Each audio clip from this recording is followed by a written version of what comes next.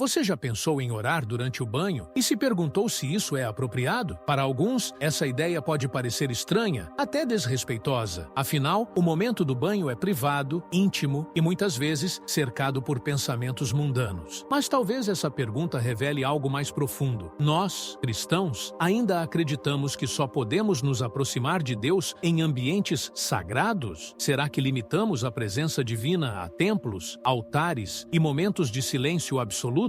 Shintuji. Verdade é que a Bíblia revela um Deus que está presente em todo lugar. Em Atos 17, 24, 25, o apóstolo Paulo declara: o Deus que fez o mundo e tudo o que nele há, sendo Senhor do céu e da terra, não habita em templos feitos por mãos de homens, nem é servido por mãos de homens, como que necessitando de alguma coisa. O Deus cristão não é como os deuses pagãos, que exigem rituais precisos em locais determinados. Ele é o Deus que invadiu o comum, que apareceu a Moisés no Midian-Tuzim, deserto, falou com Elias em uma caverna, e foi reconhecido pelos discípulos ao partir o pão em Emaús. Se Deus está em todo lugar, por que não estaria no banheiro? Jesus, Deus encarnado, deixou claro que a comunhão com o Pai não depende do lugar, mas da atitude do coração. Em João 4, ao falar com a mulher samaritana, ele disse: os verdadeiros adoradores adorarão o Pai em espírito e em verdade, porque são esses que o Pai procura para seus adoradores. João 4:23, C.S. Lewis, ao refletir sobre a presença divina na vida cotidiana, disse: não há um centímetro quadrado no universo sobre o qual Cristo não diga, é meu. Isso inclui o seu banho. Lewis via a fé cristã como algo que penetra todas as áreas da vida. Ele não acreditava em uma espiritualidade artificial que separa o sagrado do profano. Para ele, o cristianismo é encarnacional, ou seja, Deus se fez carne e habitou entre nós. Isso significa que não há lugar ou situação onde a oração seja imprópria, desde que seja sincera. Você já reparou como o banho pode ser um dos momentos mais tranquilos do seu dia? Longe do celular, das notificações, do corre-corre. Um lugar onde, por alguns minutos, você está sozinho com seus pensamentos. Esse pode ser o ambiente ideal para uma oração profunda, sem distrações. Você pode conversar com Deus enquanto a água escorre sobre você. Pode agradecer pelo dia, confessar suas lutas, interceder por alguém ou apenas ouvir. O som do chuveiro pode até ajudar a silenciar a mente e preparar o coração. Mas há algo mais profundo aqui. Orar no banho é também um ato de humildade, porque ali você está nu, literalmente, sem máscaras, sem aparência, sem as roupas que usamos para impressionar. Apenas você, como é, do jeito que foi criado. E isso diz muito sobre o tipo de relacionamento que Deus deseja ter conosco. No Salmo 139, Davi diz: Senhor, tu me sondas e me conheces. Sabes quando me assento e quando me levanto. Para onde me ausentarei do teu espírito? Para onde fugirei da tua presença? Deus conhece o nosso levantar e o nosso deitar. Ele vê cada célula do nosso corpo, cada pensamento escondido, cada lágrima que não conseguimos explicar. E Ele nos ama mesmo assim. Quando oramos no banho, estamos dizendo: Senhor, Tu és o Deus de toda a minha vida, inclusive dos meus momentos mais simples, mais privados, mais rotineiros. Talvez por isso, para algumas pessoas, o banho se tornou um altar, um lugar onde choram diante de Deus, onde derramam a alma, onde recebem consolo, porque Deus não se ofende com a nossa intimidade. Ele se aproxima dela. Em Cartas de um Diabo a seu Aprendiz, Lewis, pela boca do demônio fictício Fitafuso, mostra como o inimigo tenta fazer os cristãos acreditarem que precisam de ambientes perfeitos para orar. Ele escreve: mantenha o paciente preocupado com as formas exteriores da oração. Nunca deixe que ele perceba que o mais importante é a submissão do coração. O inferno se alegra quando pensamos que só podemos falar com Deus ajoelhados em silêncio, em uma igreja vazia. Mas o céu se move quando alguém clama, mesmo debaixo d'água. Claro, isso não significa que devemos banalizar a oração. Mas reverência não é rigidez. Reverência é reconhecimento de que Deus é digno de toda honra, onde quer que estejamos. E mais, se o Espírito Santo habita em nós, nós somos o templo. 1 Coríntios 6:19 afirma: ou não sabeis que o vosso corpo é templo do Espírito Santo, que habita em vós, proveniente de Deus, e que não sois de vós mesmos? Se o nosso corpo é templo, então o banheiro e tudo o que fazemos nele pode se tornar sagrado, se feito com um coração voltado para Deus. Portanto, a resposta é simples, mas profunda. Sim, você pode orar enquanto está no banho. E talvez esse seja um dos lugares onde sua alma aprenda a descansar. Porque Deus não busca orações perfeitas. Ele busca corações quebrantados. E se há vapor nos vidros, lágrimas nos olhos, ou apenas um coração cansado que clama em silêncio, isso é suficiente para tocar o céu. Você já se perguntou por que se sente mais espiritual em certos momentos e mais comum em outros? Como se Deus estivesse mais presente durante o louvor na igreja do que enquanto você escova os dentes ou cozinha o almoço. Essa dicotomia entre o sagrado e o secular está profundamente enraizada em nossa cultura, mas não está enraizada na Bíblia. No mundo antigo, era comum separar o templo do mercado, o altar da casa, o sacerdote do lavrador. Mas, quando Jesus veio, ele aboliu essa divisão. Ele andou entre as pessoas, sentou à mesa com pecadores, curou em ruas barulhentas, transformou água de festa em vinho. E em tudo isso, Deus estava presente. Fituriden C.S. Lewis escreveu: as pessoas mais espirituais que conheci eram também as mais práticas. A santidade delas era vivida na cozinha, no escritório, no ônibus. Lewis não via a vida cristã como um conjunto de momentos místicos isolados, mas como uma integração plena da fé em cada detalhe do cotidiano. Para ele, espiritualidade não era fingimento nem dramatização. Era viver de modo real diante de Deus, seja ao pregar, seja ao lavar a louça. Oração no banho é apenas uma ilustração desse princípio maior. Deus deseja estar presente em todas as áreas da sua vida. Não só nos seus domingos, mas nas suas segundas-feiras cansadas. Não apenas em suas palavras ensaiadas, mas nos seus suspiros sinceros. A Bíblia está cheia de momentos em que o comum se tornou santo. Moisés estava cuidando de ovelhas, uma tarefa comum, quando viu a sarça ardente. Jacó estava dormindo ao relento quando teve o sonho da escada celestial. Gideão estava malhando trigo escondido quando recebeu a visita de um anjo. O que esses momentos têm em comum? Deus os invadiu sem aviso prévio. Isso é graça. É a certeza de que não precisamos subir até Deus. Ele desce até nós. Ele nos encontra onde estamos, como estamos. E por isso, orar durante o banho, durante o trânsito, durante uma caminhada, não é irreverência, é intimidade. No livro de Salmos, encontramos orações feitas em todos os tipos de situação. Deitado, Salmo 4:8. Em lágrimas, Salmo 6:6. Perseguido, Salmo 3. Feliz, Salmo 100. Confuso, Salmo 13. O que Deus quer não são posições perfeitas, mas disposição verdadeira. Um coração que busca, ainda que sem palavras. Um espírito que se volta a Ele, mesmo no meio da rotina. E o que isso tem a ver com Lewis? Lewis, ao descrever sua própria conversão, afirmou que Deus o alcançou sem glamour. Ele disse: fui trazido para dentro do reino chutando e gritando. Talvez o mais relutante e miserável convertido de toda a Inglaterra. Não houve música suave, nem luz celestial. Houve honestidade. E é disso que Deus se agrada. Então sim, ore durante o banho. E ore também enquanto troca uma fralda, ou espera no ponto de ônibus, ou faz uma tarefa que ninguém reconhece. Deus está nesses lugares. Deus ouve nessas horas. Quando você entende isso, toda a vida se torna oração. E isso muda tudo. Para muitos cristãos, a ideia de orar enquanto se está nu, como durante o banho, parece ousada demais, talvez até inapropriada. A nudez, por séculos, foi associada ao pecado, à vergonha e à queda do ser humano. Mas, será que Deus se ofende com o nosso corpo? Será que Ele vira o rosto quando oramos sem roupa? A resposta bíblica pode surpreender. Gênesis 2:25 descreve o estado original do ser humano assim: ora, um e outro, o homem e sua mulher, estavam nus e não se envergonhavam. Na criação, antes do pecado, a nudez era natural, boa e sem culpa. O corpo era, e ainda é, obra das mãos de Deus, não uma afronta a Ele, pois só depois da queda que o homem passou a sentir vergonha da própria nudez. Gênesis 3:7. Mas mesmo ali, no Éden manchado, foi Deus quem providenciou roupas, não para se afastar do ser humano, mas para protegê-lo em sua nova fragilidade. A tradição cristã, influenciada muitas vezes mais pelo pudor cultural do que pela teologia, passou a ver o corpo com desconfiança. Mas a Bíblia, quando bem lida, não compartilha desse medo. O corpo é templo, o corpo é digno, o corpo é amado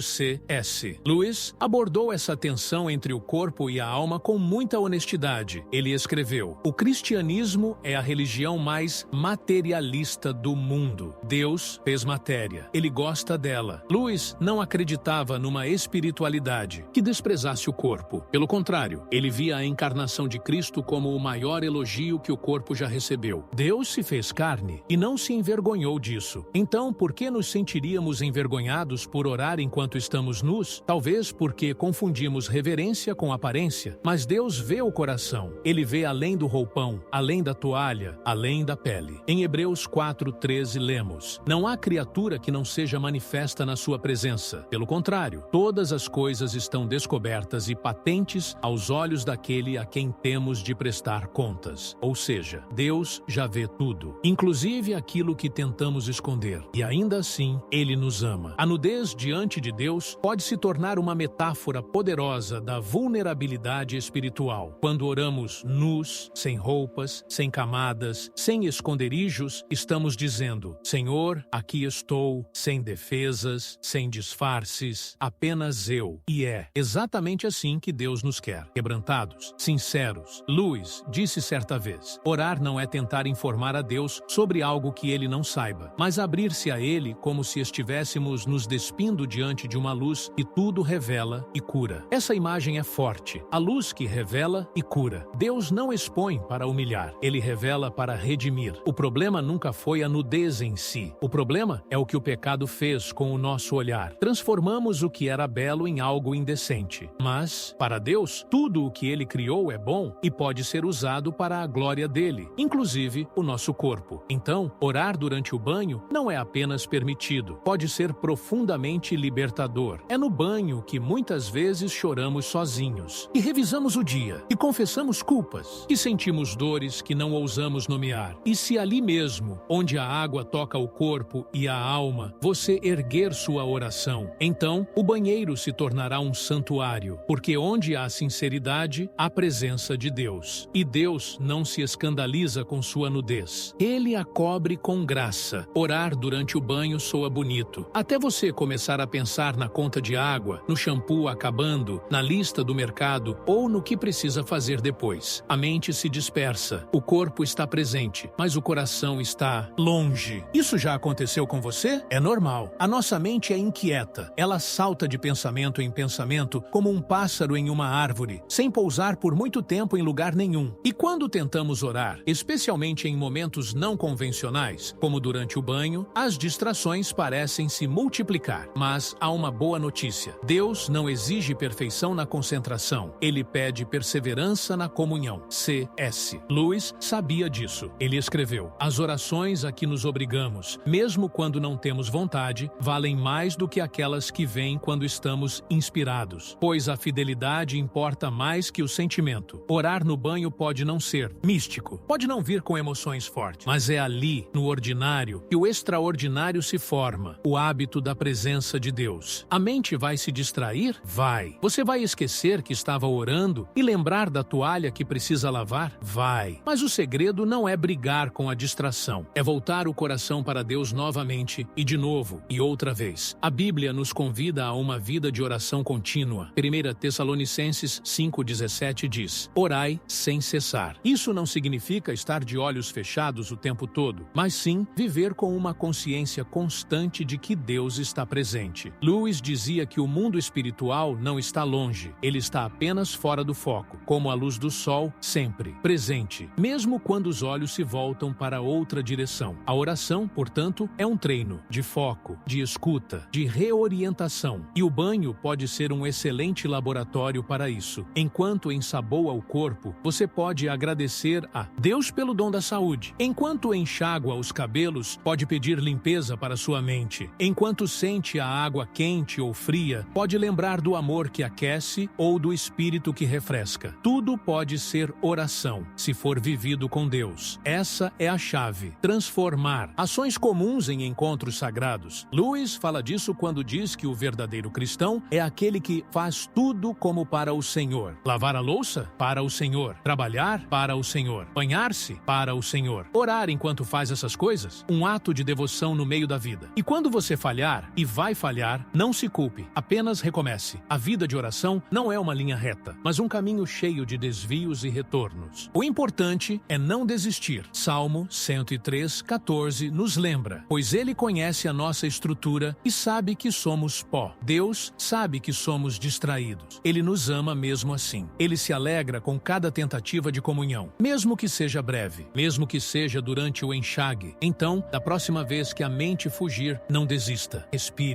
ore de novo e descubra a beleza de um coração que insiste em voltar. Porque até as orações molhadas, distraídas e silenciosas têm um lugar especial no coração de Deus. Há algo profundamente sagrado nos momentos em que ninguém está olhando. No silêncio, onde não há plateia, onde não há aprovação ou likes, só você e Deus. É ali que a verdadeira fé é testada. E também ali que ela floresce de verdade. Orar durante o banho é um exemplo disso. Ninguém vê, ninguém sabe. Não há reconhecimento humano. É um ato íntimo, secreto, escondido. E é exatamente esse tipo de devoção que Jesus valorizou. Em Mateus 6:6, ele ensinou: Tu, porém, quando orares, entra no teu quarto e, fechada a porta, orarás a teu Pai, que está em secreto. E teu Pai, que vê em secreto, te recompensará. O quarto secreto de Jesus não precisa ser um cômodo literal. Pode ser qualquer lugar onde você se isola com o coração, inclusive o chuveiro. O que importa não é a localização, mas a motivação.